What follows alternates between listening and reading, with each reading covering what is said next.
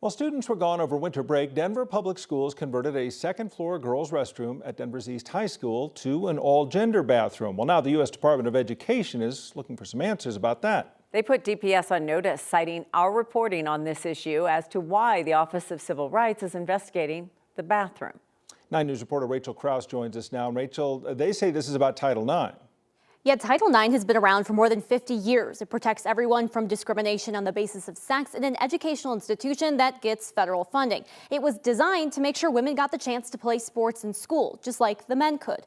Now, an expert at CU Boulder says the Office of Civil Rights is taking a law designed to protect and using it to discriminate against the LGBTQ community.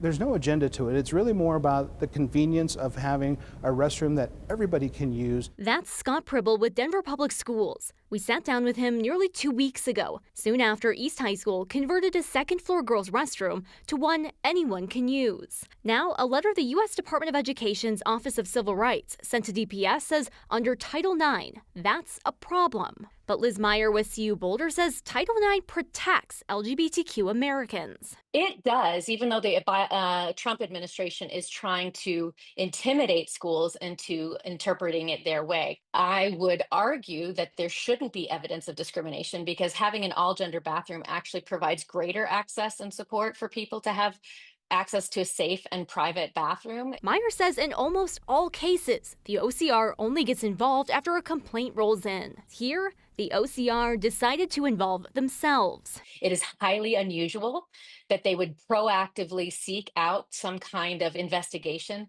when there is actually no complaint or no evidence of discrimination.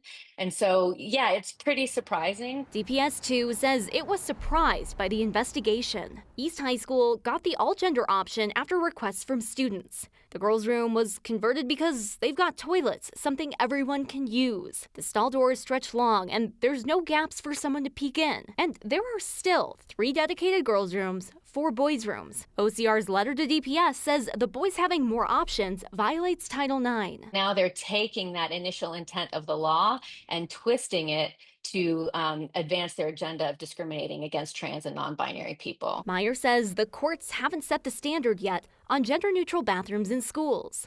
Not to my knowledge. But she says the OCR's action here will have a chilling effect on districts nationwide. Under this administration, I think we should say nothing is surprising anymore, but it's disturbing. It's absolutely disturbing.